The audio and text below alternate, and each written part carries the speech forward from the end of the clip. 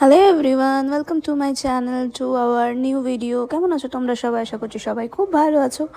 আমিও ভালো আছি, দেখতেই পারছো। আমি আজকে ভেবেছিলাম যে আমার এই ট্রাইমেস্টারে আমি কি করি না করি সব কিছু তোমাদের সাথে শেয়ার করবো। ঠিক সেরকমই সকালবেলা উঠে সকালবেলার আমার যে রুটিন, তবু ডেলি যদিও আমি করি না, বাট সেই অনুযায়ী আমি প্রত্যেকটা জিনিস তোমাদের সাথে শেয়ার করেছি যে এই ট্রাইমেস্টারে আমাদের কি করা উচিত, কি না করা উচিত। অ্যান্ড এই গাছটা আমি কিনেছি যে আমার ট্রাইমেস্টারের আমার মাসের সাথে সাথে এই গাছটাও আমার বেবির সাথে সাথে গ্রো করে উঠবে। তো এই গাছটা সম্পর্কে কেউ যদি জানতে চাও তো অবশ্যই বলো। তো এইভাবেই সকালটা শুরু করেছিলাম, তারপরে চলে গেছিলাম টিফিন বানাতে। ব্রেকফাস্টে ডেইলি একই রকম কিছু ভালো লাগে না, তাই ট্রাই করি যে আলাদা আলাদা বাট একটু হেলদি ঘরের বানানোই কিছু খেতে। তাই একটুখানি গোলা রুটি বানিয়ে নিচ্ছিলাম আর ওদিকে চা বানাচ্ছিলাম। যেহেতু আমার এখন ফার্স্ট ট্রাইমেস্টার ছেড়ে সেকেন্ড ট্রাইমেস্টারে আমি পা দিয়েছি, তাই আমার ফার্স্ট ট্রাইমেস্টারে খাওয়া নিয়ে খুবই সমস্যা হতো। সকালবেলা মানে যে কোনো টাইমে যেটাই খাবো ভাবতাম ঠিক তার উল্টোটাই ইচ্ছা হতো, তাই ঠিকঠাক খেতে পারতাম না।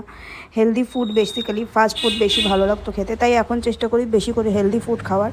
তো তার মধ্যে যতটা ম্যানেজ করা যায়, যখন থেকেই আমরা কনসিভ করি তখন থেকেই খাওয়া দাওয়াটা মেনটেন করাটা খুব দরকার। কিন্তু এই ফার্স্টের দিকে ফার্স্ট ট্রাইমেস্টারে প্রত্যেকটা মানুষের আলাদা আলাদা চেঞ্জেস হয়। যাদের প্রবলেম হয় না তাদের ব্যাপারটা আলাদা, কিন্তু আমার ব্যাপারটা যদিও অন্যরকম ছিল। ফার্স্ট ট্রাইমেস্টারে আমি একদম কিছু খেতে পারতাম না, শুধুমাত্র ভেজিস ভালো লাগতো খেতে, তাও মাঝে মাঝে কোনোটাই ভালো লাগতো না।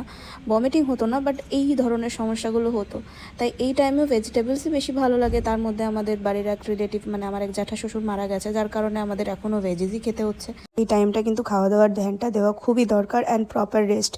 দেখতেই পারছো আমি একটুখানি ঘুমিয়েছিলাম, ঘুম থেকে উঠে এতটাই টায়ার্ড ফিল হচ্ছিলো। এই টাইমে সেকেন্ড ট্রাইমেস্টারে আমি দেখছি যে যখনই ঘুমাচ্ছি ঘুম থেকে ওঠার পরে বডিতে একটা আলাদা রকমই মানে উইক ফিল হয়।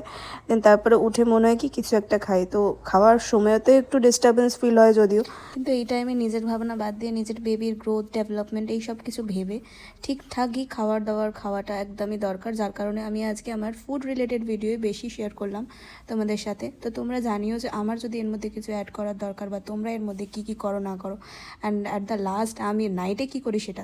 এখন বাজছে রাত কটা? 11টা না 12টা? 12টা। এখন বাজছে রাত 12টা। আর এটা হচ্ছে আমার এখনকার মানে ডেলিকার রুটিন আর কি। এটা না হলে আমার মনটা শান্তি হয় না, যেটা বলতে পারো।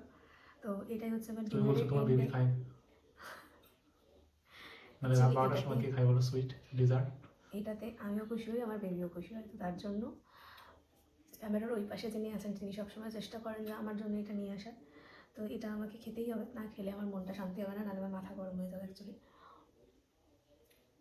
কিন্তু ডেলি আবার একদিনই চলে হবে না, প্রত্যেকটা টেস্ট আলাদা আলাদা হতে হবে, আলাদা আলাদা, তাহলে ভালো লাগবে। বাট সুইট আইটেম দরকার। তো আজকে তো অনেক কিছুই শেয়ার করলাম, অ্যান্ড এটা নিয়ে এটা একটু খেতে খেতে একটু এনজয় করে খেতে হবে, বিকজ এটা আমার বেবির ব্যাপার। তো তোমাদের মধ্যে যারা এরকম এখন উড বি মমিস যারা আছো, ঠিক আছে, তারা অবভিয়াসলি জানে যে তোমাদেরও এরকম কিছু ইচ্ছা হয় কি না।